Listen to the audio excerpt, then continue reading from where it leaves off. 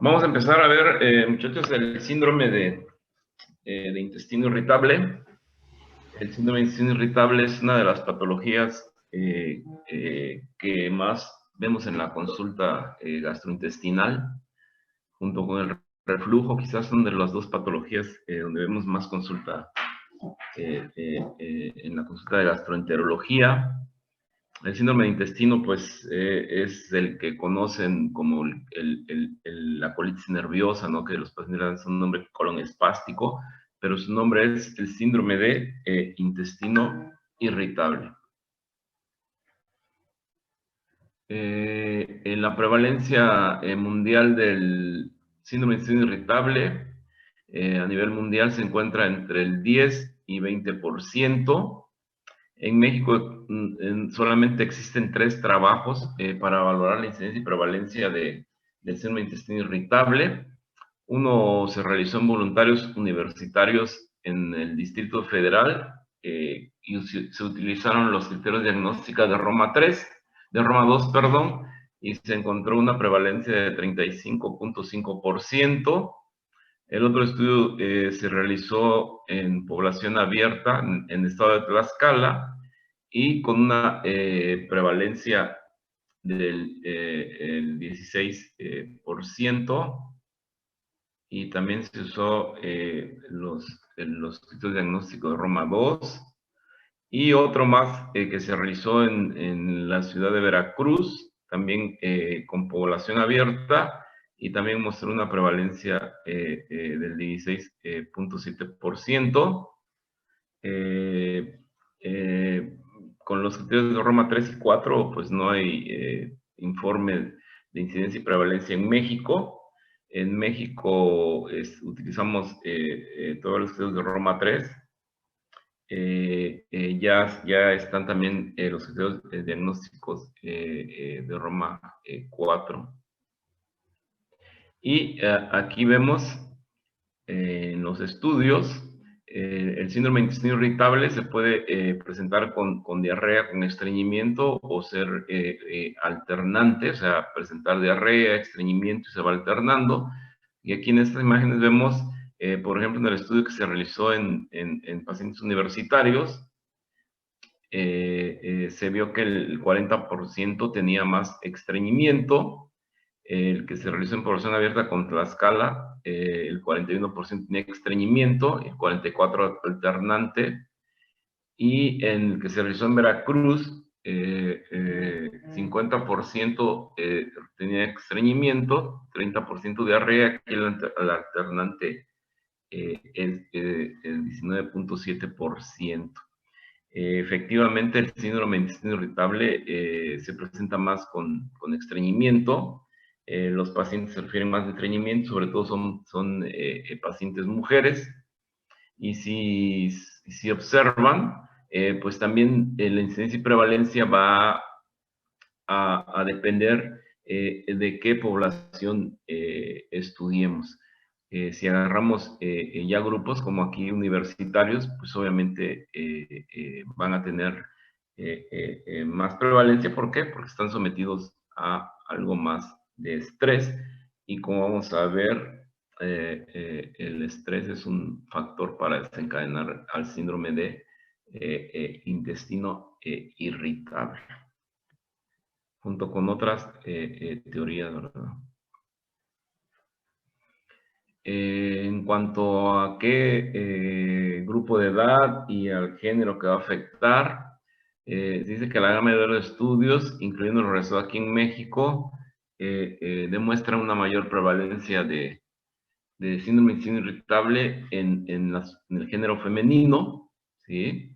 Sin importar qué criterios diagnósticos utilicemos, siempre el sexo femenino es el que padece más síndrome de intestino irritable, y sobre todo con estreñimiento. Y en relación a la edad, se ve que afecta sobre todo a adultos jóvenes y en edad productiva.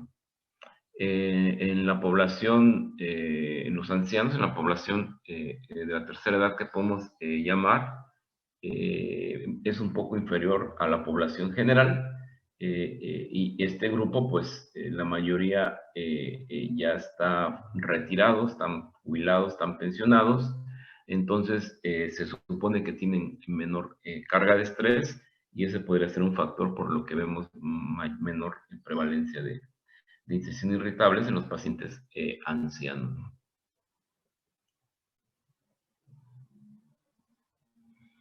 ¿Qué podemos decir de la fisiopatología del síndrome de intestino irritable?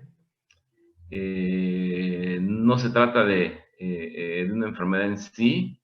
El síndrome de intestino irritable es un complejo sintomático bien caracterizado, del cual subyacen múltiples mecanismos fisiopatológicos, como lo que vamos a ver. Anteriormente se consideraba que los síntomas eran secundarios a problemas psicológicos, que actualmente ya sabemos que no es únicamente por problemas psicológicos y que sí los problemas psicológicos de los pacientes son el detonante para el síndrome de intestino irritable. Actualmente se sabe que las alteraciones en la interacción del eje cerebro-intestino producen una función gastrointestinal alterada en respuesta a estímulos externos o a estímulos internos, como cuáles la dieta, el estrés y también ya vimos que las infecciones también pueden ser un estímulo para producir el síndrome de intestino irritable.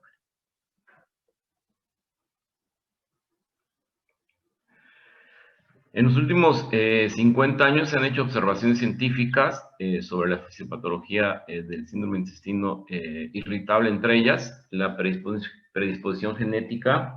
Se habla y algunos estudios apoyan esa teoría de que podemos venir predispuestos genéticamente para padecer el síndrome de intestino irritable, porque cuando vemos pacientes, pues los pacientes nos dan datos de que pues su mamá, su papá, su abuelita o sus hermanos lo padecen, ¿no?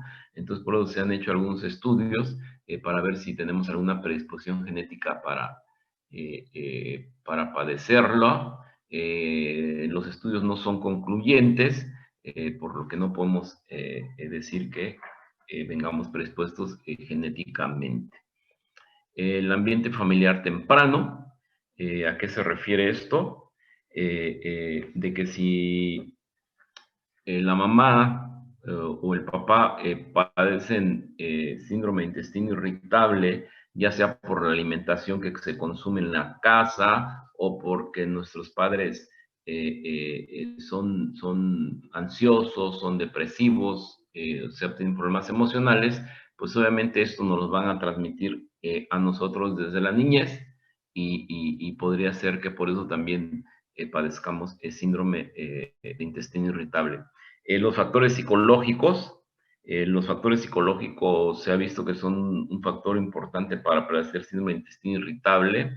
Las personas, mujeres, hombres que, por ejemplo, son violados, padecen más síndrome de intestino irritable. Esto sí ya está comprobado en estudios, que si fueron sujetos a una violación, padecen síndrome de intestino irritable, y no solamente síndrome de intestino irritable, sino muchas otras enfermedades. Las alteraciones de la motilidad, pues se ha visto que en los pacientes con síndrome de intestino irritable, la motilidad se encuentra alterada. Algunos con un aumento de la motilidad, otros con una disminución de la motilidad, pero siempre hay alteraciones de la motilidad. La intolerancia a la dieta, pues sí, sobre todo la intolerancia a la lactosa nos va a hacer padecer este síndrome. La intolerancia al gluten, que cada día estamos viendo más pacientes y buscamos este diagnóstico de enfermedad celíaca por intolerancia al gluten, también está relacionada con síntomas de síndrome de intestino irritable. La hipersensibilidad visceral, la inflamación, infecciones previas también son otro factor para desencadenarlo. El sobrecrecimiento bacteriano, actualmente muchos estudios relacionados a esto, donde se ve que pacientes con sobrecrecimiento bacteriano también van a padecer el síndrome de intestino irritable, y la interacción del eje cerebro-intestino. Y los principales factores fisiopatológicos relacionados, ¿cuáles son? Alteraciones de la motilidad, la hipersensibilidad visceral, alteraciones secretorias, neuroendocrinas y también del gas intestinal.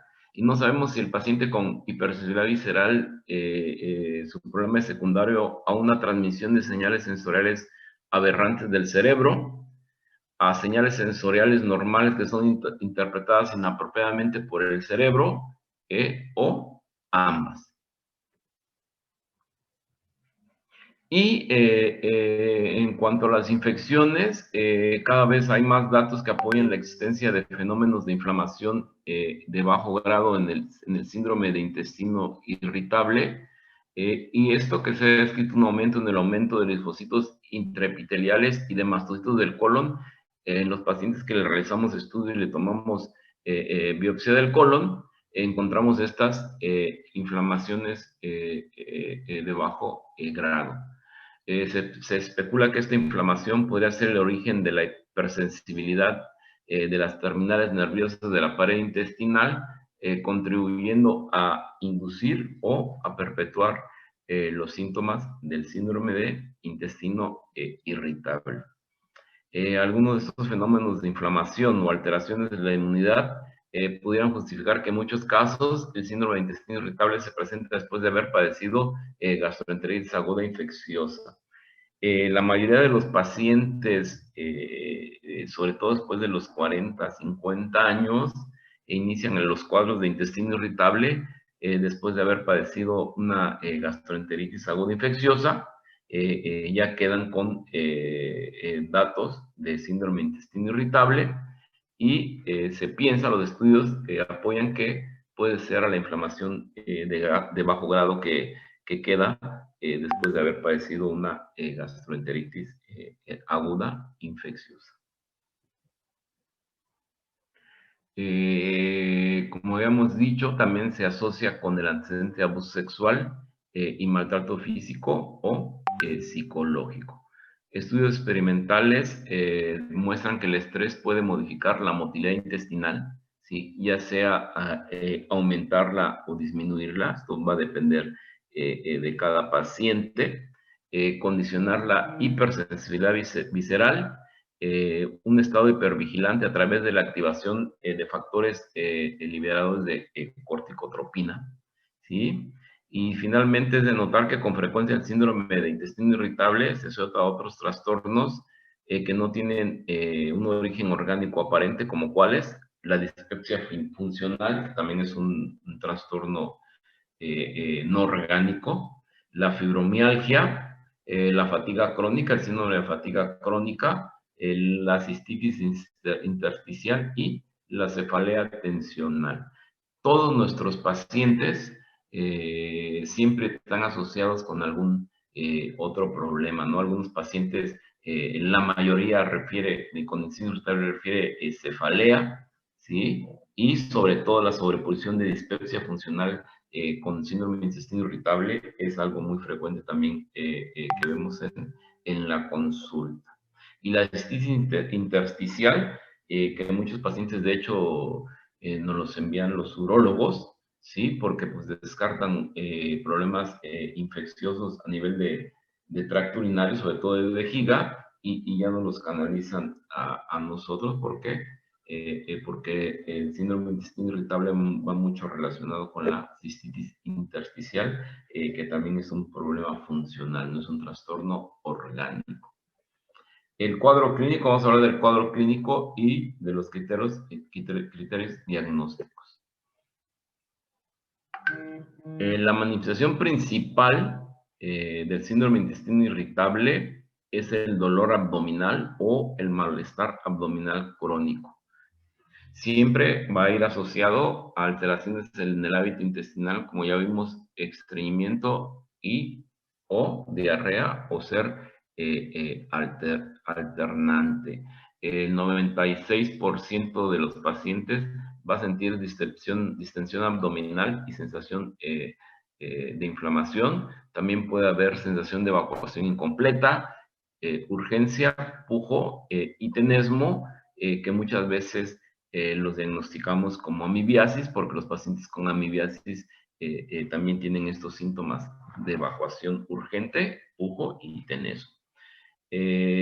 También van a haber síntomas extraintestinales que se asocian, como cefalea, como les decía, que es lo que más se presenta, hasta el 45%, dolor de espalda, 81%, la fatiga, que el síndrome de fatiga crónica, el 63%, las mialgias, 36%, la dispareunia, el 46%, la necesidad de la frecuencia urinaria, el 61%, y los pacientes también pueden presentar mareo hasta en un 27%.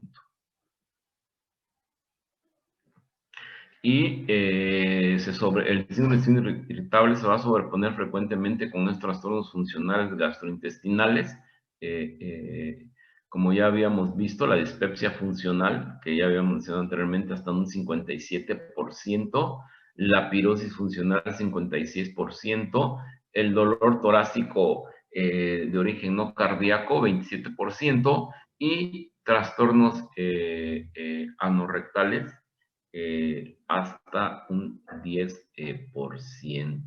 Y como ya habíamos visto, también se asocia a otros trastornos funcionales extraintestinales como la fibromialgia, 65%, síndrome de fatiga crónica, 14%, dolor pélvico, 35%, el trastorno de la articulación temporomandibular, 16%, y la cistitis intersticial hasta un 61%.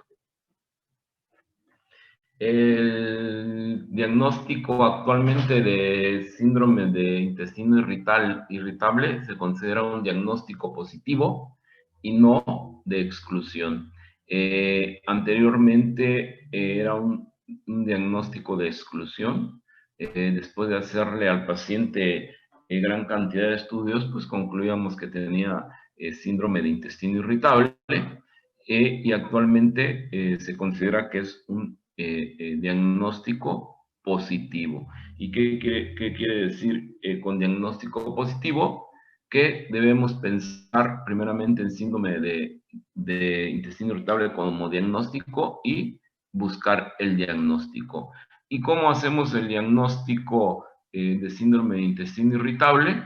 Lo hacemos con los criterios de Roma 3 o 4.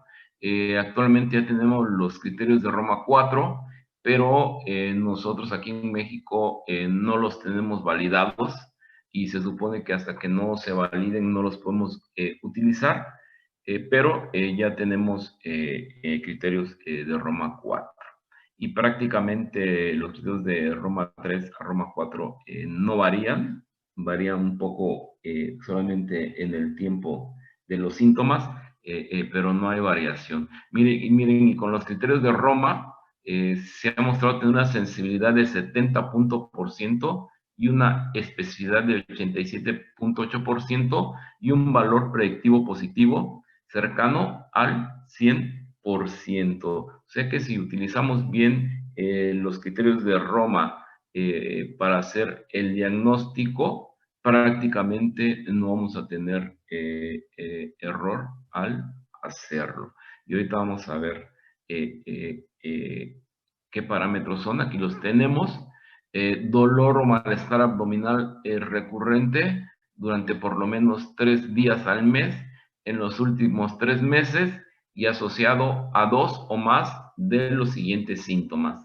Mejoría de los síntomas, mejoría del dolor al evacuar el intestino, inicio asociado con un cambio en la frecuencia de las evacuaciones, inicio asociado con un cambio en la forma o apariencia de las evacuaciones, y estos criterios deben cumplirse en los últimos 3 meses con síntomas que iniciaron al menos 6 meses previos al diagnóstico, ¿sí?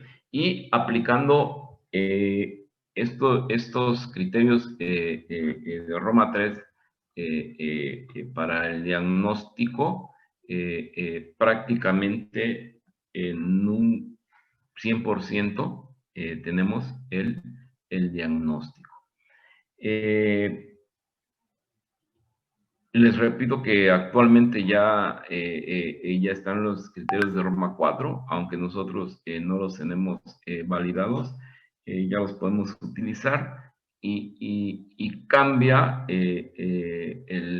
únicamente en que el dolor abdominal, ¿sí? Lo debe presentar el paciente, ya no menciona durante 3 días al mes, ¿sí? Si no mal recuerdo, menciona por lo menos 2 días al mes, ¿sí? Y en los 2 meses previos. Entonces, muchachos, me van a mandar como trabajo los criterios de Roma 4 como tarea. Me van a mandar, ahora que manden su artículo y tareas, me van a poner los criterios de Roma 4.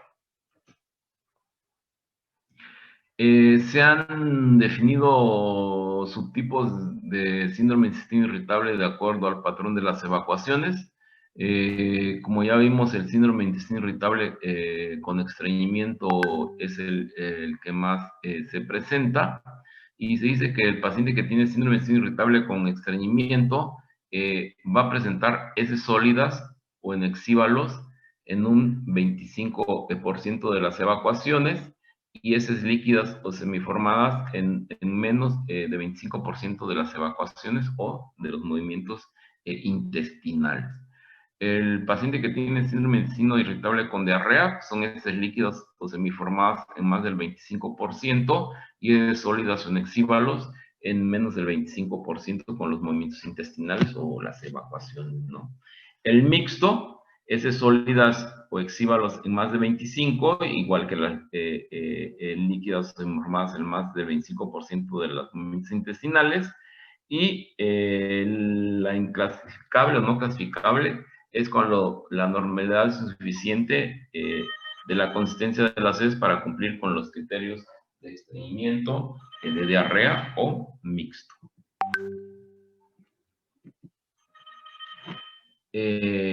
Como ya vimos, el diagnóstico se basa actualmente en los criterios de Roma, pero se recomienda la exclusión cuando hay datos de alarma.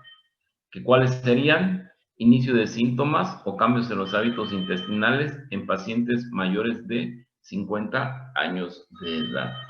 Cuando nuestro paciente inicia con síntomas, ¿sí?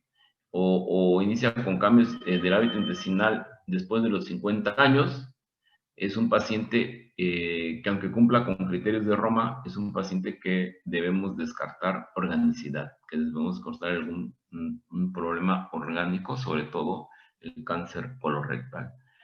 Una pérdida de peso involuntaria de más del 10% en 6 meses, historia familiar de malignidad gastrointestinal, si hay una historia de cáncer en la familia en línea directa, también es un paciente que debemos estudiar. Si hay fiebre, si hay hematoquesia y si hay una diarrea asociada con deshidratación grave, también es un dato de alarma.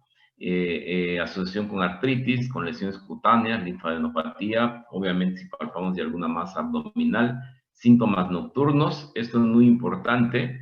Si el dolor despierta al paciente, debemos estudiarlo porque normalmente en el síndrome de intestino irritable el dolor o las molestias permiten al paciente descansar, pero si el paciente refiere que el dolor se presenta en la noche, es considerado un signo de alarma. La anemia, obviamente, leucocitosis, velocidad de sedimentación globular aumentada o un estudio de sangre oculta en una prueba de guayaco positiva, también es un paciente que debemos estudiar para descartar organicidad, ¿sí?